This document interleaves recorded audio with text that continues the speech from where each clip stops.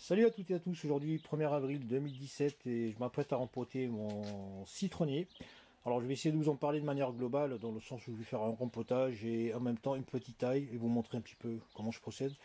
Voilà, donc ce citronnier 4 saisons, hein, de la variété 4 saisons ou le Citrus Lemon Eureka. Alors c'est un petit citronnier qui a 2 ans. Donc j'étais parti pour le rempoter depuis 2-3 semaines, mais le vent m'a précédé dans le sens où il a fait basculer le pot, il a soulevé un petit peu, il a pété. Donc là, il va falloir que j'active un petit peu de manière à le remettre dans ce pot. Voilà, j'étais parti pour lui fabriquer avec des palettes un pot très costaud. Mais bon, là, j'ai vraiment pas trop le temps. Donc, je vais le faire temporairement dans ce truc en plastique. J'aime pas trop les bacs en plastique, mais bon. Voilà. Plus tard, j'aménagerai une structure en bois. Voilà, donc il a pratiquement 2 ans. Donc, c'est une variété d'agrumes qui est très fructifère par rapport à d'autres citronniers. Donc on l'appelle le 4 saisons dans le sens où il produit tout au long de l'année, mais ça ne veut pas dire que tous les mois il y aura des citrons, dans le sens où voilà, il développe des bouquets. Il y a des périodes de pic où il va développer des bouquets de fleurs que je vais vous montrer tout à l'heure. Et il y a d'autres périodes où il freine un petit peu, hein, il baisse en cadence, question de reprendre ses forces, ainsi de suite. Donc de mémoire, il doit faire mars-avril, même en hiver, hein, mars-avril, août-septembre, hein, les périodes, je crois, de pic de production. Ensuite il se calme. Voilà, donc c'est un arbuste malheureusement qu'on ne peut pas mettre en sol de par chez moi parce qu'il fait trop froid, qu'on peut adapter directement en sol dans le sud. Voilà, raison pour laquelle je le mets en pot. Donc il a un feuillage persistant, toujours vert, qu'il fasse froid ou chaud. Donc je le sors à partir de la mi-mars, suivant la météo, jusqu'à septembre-octobre. Dès qu'il se remet à faire froid, je le rentre. Donc si vous pouvez aménager une serre froide, c'est le top. Voilà, pour ceux qui n'ont pas d'espace. Sinon, il faut impérativement le stocker à l'intérieur, dans un espace relativement frais et avec un peu de lumière, hein, si possible, de manière qu'il ne traverse pas l'hiver dans un coin ombrageux ou trop sombre. Voilà, donc il perd ses fleurs, ses feuilles plutôt, quand il commence à faire froid, -2, -3, et ses rameaux, lorsqu'il fait un peu plus froid, -4, -5, -6. Donc il est assez sensible au froid. Donc voilà, ici, comme vous pouvez le remarquer, je ne l'ai pas arrosé depuis un moment. Donc il a son feuillage qui pointe vers le haut. Ça veut dire qu'il manque d'eau. Et dans le cas contraire, lorsque ses feuilles deviennent pendantes et qu'elles retombent vers le bas, ça veut dire qu'il a trop bu. Donc ce sont des signes extérieurs qui indiquent un petit peu l'état du système racinaire au niveau de l'apport hydrique. Voilà. Donc le rempotage il se fait en moyenne tous les 2-3 ans. Il ne faut pas trop laisser le sol au-delà de cette période parce qu'il va vite épuiser donc les minéraux dont il a besoin et s'affaiblir. Voilà en gros ce qu'il y a à dire sur cet agrume.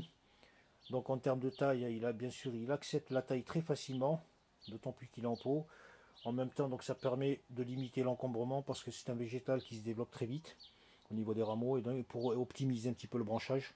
Donc il faut impérativement tailler, surtout sur la partie centrale pour aérer le végétal. Voilà, donc là je vais vous faire un tour. Donc c'est un arbre, hein, je le rappelle, si je l'ai dit, je ne sais même plus. C'est un citronnier à épines, donc il n'en a pas des masses, mais il en a quand même quelques-unes qui sont assez pointues. Bon, je vais vous montrer tout le bazar. Donc on va commencer par où? Alors ici, comme vous pouvez le voir, quand je l'avais acheté quelques mois après, je lui avais fait une petite taille, hein, petite taille de formation. Voilà, une petite taille de formation qu'il faut faire régulièrement, c'est-à-dire tous les quelques mois. Dès que le besoin se fait ressentir, on peut tailler. Vous voyez que ça part dans tous les sens. Donc le but, c'est d'avoir un arbuste assez équilibré, surtout sur la partie centrale, de manière à permettre l'accès de la lumière. Voilà. Donc on va passer. Donc ça, c'est les rameaux de la saison passée. Donc à chaque aisselle, il y a un développement soit d'un bourgeon qui va produire un rameau, comme ici, une branche, soit d'un bourgeon à fleurs. Donc le fruit fleur, c'est ça, je vais vous montrer, voilà, c'est ça. Bon, il y en a partout, il en fait beaucoup, mais ils ne sont pas tous productifs.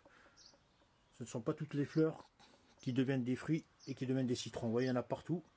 Donc ça, ce sont les rameaux de l'année passée. Il commence à jaunir un petit peu, par manque d'eau. Bon, en même temps, il a passé tout l'hiver enfermé, le pauvre. Mais il renaît très vite, hein. Il n'y a aucun souci. Vous voyez là, il y a une branche qui pousse. Donc en termes de végétation, la production de rameaux et de fleurs, vous voyez ici, il y a des bouquets. Alors les fleurs au début, elles sont plutôt de couleur pourpre.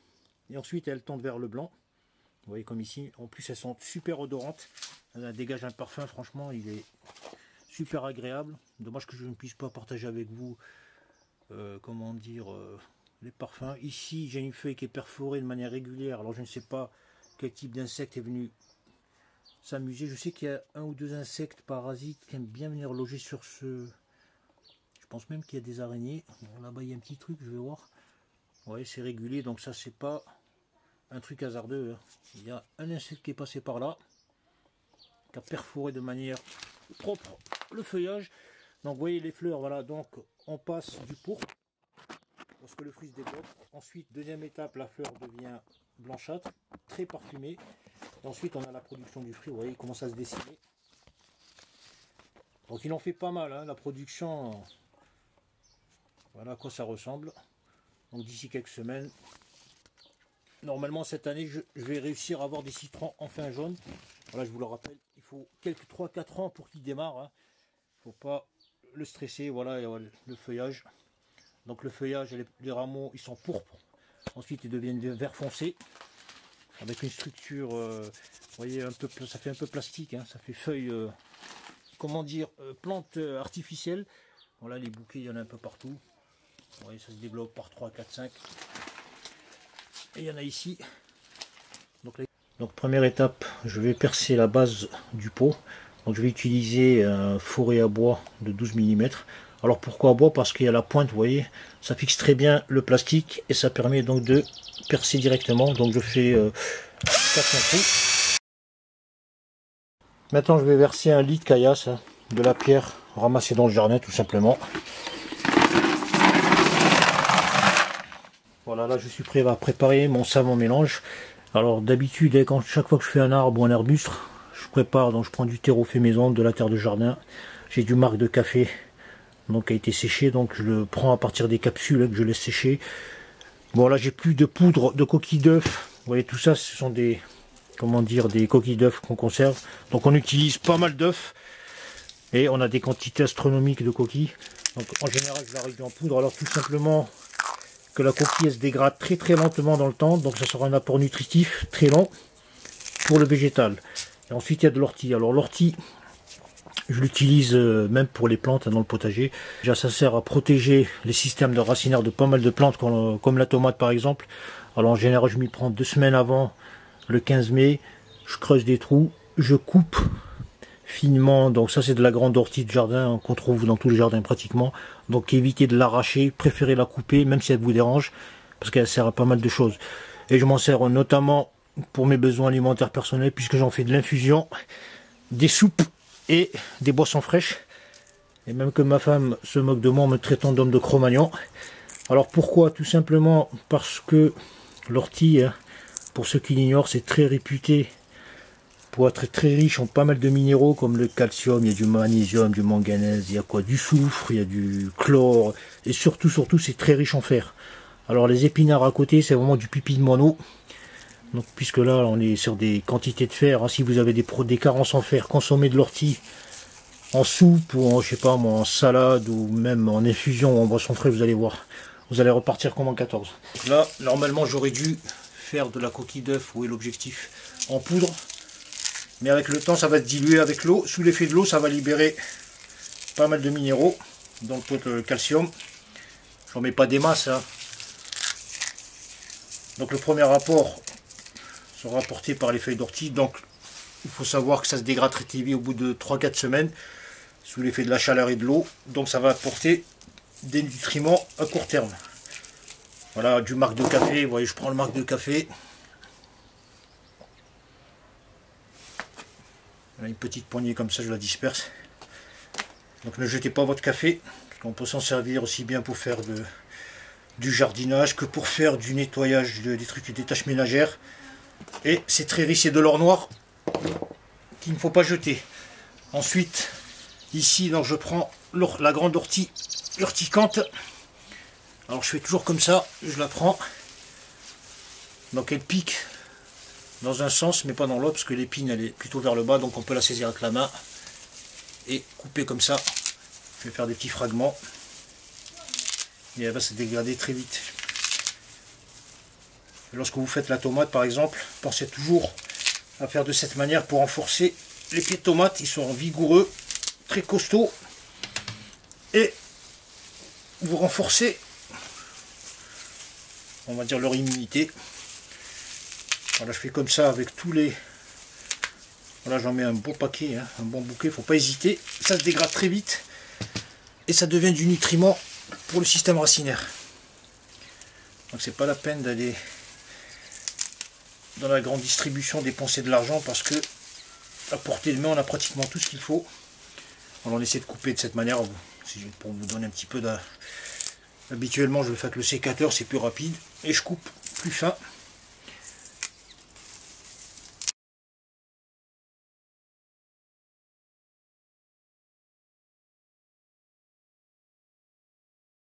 Voilà, ce stade, le rempotage est terminé, donc on tasse très bien le terreau avec le poing, de manière à bien stabiliser l'arbuste. Ensuite on arrose.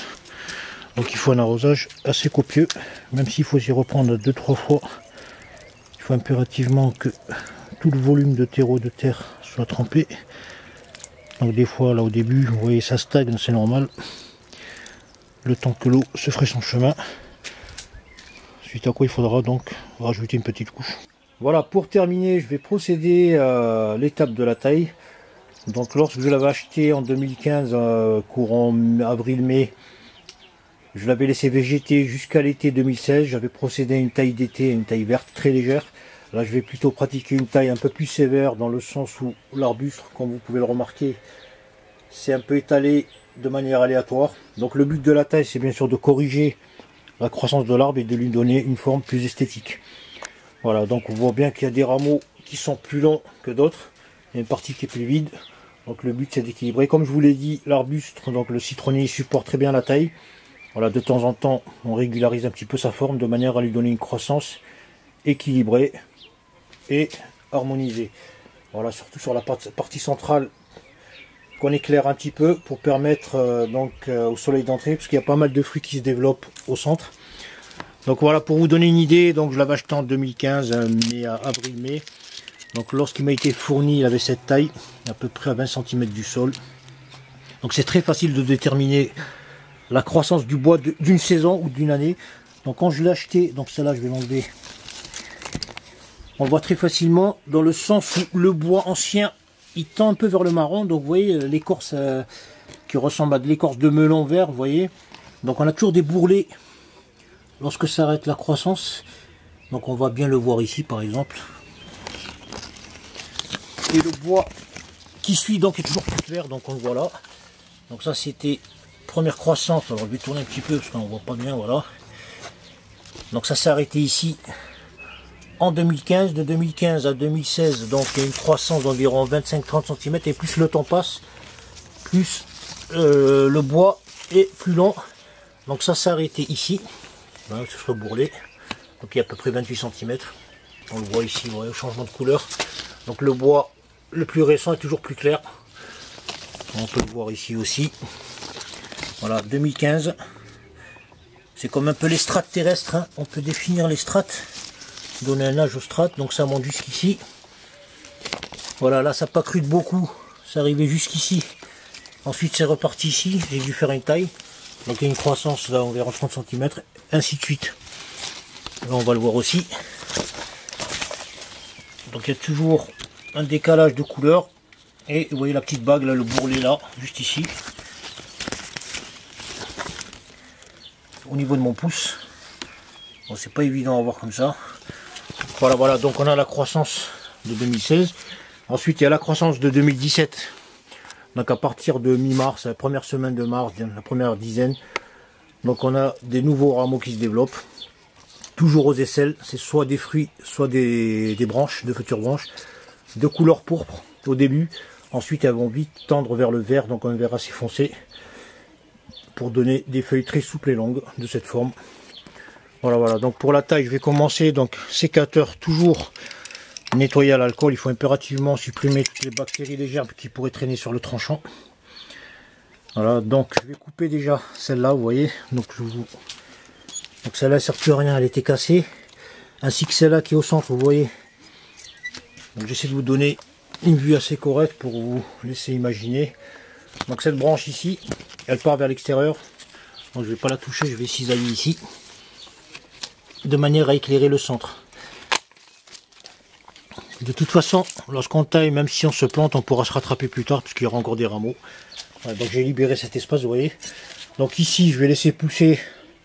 Ensuite, j'essaierai de prendre un bourgeon qui monte à la verticale, pour éviter à l'arbre de s'étendre vers l'extérieur, trop vers l'extérieur. Donc on a les parties là-bas, vous voyez, qui dégagent de beaucoup. Donc on commence par le centre. Donc ici, j'ai deux branches parallèles qui se télescopent. Donc c'est pas intéressant, mais le problème c'est qu'il y a des fruits dessus. Bon, de temps en temps, il faut savoir sacrifier, hein, pour éviter une distribution trop importante de la sève. Donc cette branche qui est là, avec celle-là, je vais la tailler. Ça ne m'intéresse pas, même s'il y a des fruits dessus. Allez, regardez à quoi ça ressemble. Bon, ça fait un peu mal au cœur parce qu'il y a 3 bouquets. Mais bon, elle me dérange dans le sens où elle est mal disposée. Ensuite, donc ici, il y a une ramification en trident. Il y a 3 branches. Donc il y a celle-là qui ne m'intéresse pas, que je vais supprimer. Il y a également celle-là qui pompe de la sève pour rien. Vous voyez, il y en a 2. Je supprime. Donc je vais plus tard attendre. Ici, il y a 2 fruits, vous voyez. Il y a 2 citrons qui poussent. Donc plus tard, j'essaierai de corriger la trajectoire en reprenant ce bourgeon pour le faire ramifier à la verticale. Voilà, donc ça s'éclaircit petit à petit. Ici, j'ai une branche qui est tailladée. Celle-là, je la coupe. Quoique, ouais, je vais récupérer là. Sinon, si je la laisse pousser, vous voyez, elle va se télescoper avec celle-ci. Donc, je tranche ici, nettement. C'est pareil pour ce petit rameau, je le coupe. Ensuite, je vais attaquer cette partie. Là, j'ai un rameau central, donc il ne m'intéresse pas du tout. Donc, il ne faut pas oublier que ça croît vite et que ça occupe pas mal de place. Voilà, je viens ici. Donc cette branche là, elle est très bien partie, donc je taille ici. Voilà, voilà, donc en termes de hauteur, je vais sectionner ce rameau au-dessus du fruit là. Donc voilà, il y a un départ de bourgeon plus tard. Donc il faut toujours sectionner sur un œil en oblique, de manière à équilibrer l'arbre, qu'il ne soit pas trop d'un côté et trop bas de l'autre. Ici, donc j'ai une branche qui part comme ça, vous voyez, et encore un trident. 1, 2, 3, avec une branche double. Donc ici, je vais l'aménager de telle manière que celle-là, elle ne se télescope pas avec celle-là. Donc celle-là, je la taille. Ne vous inquiétez pas, ça repousse. Ça produit tellement de rameaux qu'on peut la dessiner, qu'on peut le dessiner comme on veut. Ici, j'ai une prise ici en hauteur. Je vais cisailler ici. Voilà, après c'est du bon sens, il faut juste se projeter dans le temps et faire de la géométrie mentale de manière à voir, à projeter l'arbuste. Donc ici j'ai une bonne branche qui monte, celle-là elle est partie sur le côté, je la taille. Donc je vais la tailler bien ici, de cette manière. Voilà, voilà, ça commence à s'alléger. J'ai ce rameau qui ne m'intéresse pas, que je vais tailler. Donc ici, une branche verticale porteuse de fruits, un petit bouquet, je vais le laisser. Voilà, ça va activer donc le système racinaire qui va un peu s'exciter et produire de nouveaux rameaux plus forts. Donc ici aussi, bon là pour le moment ça se télescope pas des masses, je vais la laisser. Ici, la branche elle a tendance à pendouiller. Alors je vais tout simplement capter un bourgeon vertical. Voilà, ici si je l'ai poussé, vous voyez à la ramification, là, la partie pourpre qui va partir à l'extérieur. Donc je vais capter ce bourgeon ici pour la faire croître comme ça. Le bourgeon il est là. On prend toujours un bourgeon montant, plutôt peu bas. Voilà, voilà, donc ça commence à prendre forme. Ensuite il y a cette branche ici, je vais faire pareil. Voilà, c'est un rameau qui va pousser. Donc je vais faire comme ça ici. De cette manière, voilà, donc vous voyez, c'est plus aéré par rapport à l'origine.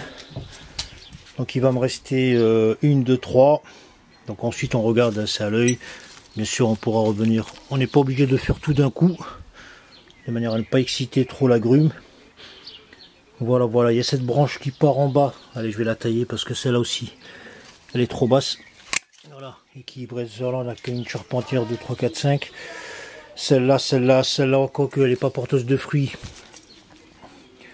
Il y en a deux. Allez, je vais la couper aussi. Voilà, pour le moment, je vais en tenir à cette taille. Vous voyez, c'est plus équilibré. Donc, j'ai aéré le centre. Donc, les rameaux vont pousser ici, ici à des départs déjà. Donc en quelques semaines, j'aurai d'ici 2-3 mois, il y aura déjà 20 cm très facilement. Voilà, on favorise la pousse, quoique là ça va un peu trop à l'extérieur, donc je vais prendre aussi un petit bourgeon. Allez, on va le tailler là,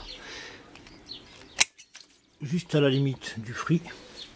Voilà qu'est-ce que ça donne suite à la taille. Voilà, tout simplement. Ensuite, vous faites de même hein, si vous avez un citronnier, en essayant de corriger les trajectoires au fur et à mesure, sachant que ça prend entre 20, 30, 40 cm suivant le temps. Donc plus il va évoluer dans le temps, plus il y aura une croissance un peu plus rapide et plus longue, tout simplement. Voilà, voilà. Et bien sûr, les feuilles, ne les jetez pas, ça se consomme en infusion, mélangez avec du basilic, de la verveine, de la lavande, etc. On les fait sécher en boîte. On peut même les cuisiner, les introduire dans les plats. Donc il ne faut pas jeter les feuilles qui sont très odorantes. Voilà, j'ai sorti le citronnier de manière à vous le montrer à la lumière du jour, c'est plus correct. Donc voilà à quoi ça ressemble après la taille. Donc on a un centre plutôt aéré qui laisse entrer la lumière. Donc on va préserver 4-5 charpentières sur lesquelles vont se développer des bouquets de fleurs qui donneront des citrons. Voilà, donc on a les rameaux qui ont commencé en mars, qui vont devenir des branches de 30-40 cm cette année. Voilà, surtout ne vous inquiétez pas si, lorsque vous achetez un citronnier Eureka ou même d'une autre variété, si ça pousse lentement hein, et qu'il n'y a pas de fruits, ne vous inquiétez pas parce qu'après ça va développer des fruits très rapidement. Voilà, une petite information complémentaire sur les citronniers donc Eureka. Donc on a pas mal de développement de bouquets de fleurs. Alors ce qui est intéressant, c'est qu'à son âge, il n'est pas très costaud pour distribuer de la sève et de faire en sorte que les fleurs deviennent des fruits, donc des citrons tout jaunes. Alors le truc, c'est que il est bien de laisser sur chaque rameau 1, 2, 3 bouquets maximum et de supprimer le reste tout simplement parce que tous les fruits déjà ne vont pas aboutir et de yeux l'arbuste, comme je vous l'ai dit, il est trop jeune pour fournir de la sève continuellement de manière à avoir les fruits. Alors on laissera un bouquet ou deux sur chaque charpentière. Bon, il n'y en a pas partout. Il y en a qui croissent ici, vous voyez. Cela à la rigueur, je pourrais les supprimer. Pourquoi? Parce que ça va pomper de la sève inutilement. Parce que je sais que ceux-là ne vont pas aboutir. Du fait de l'âge de l'arbuste. Voilà, ensuite, là, au bout de 3, 4, 5 ans, l'arbre sera capable de produire assez de sève et de nourrir tout ce beau monde pour faire des citrons jaunes. Voilà une petite astuce et on va préserver surtout ceux qui sont le plus bas et le plus proche de la charpentière, qui seront le mieux nourris en sève. Tout simplement.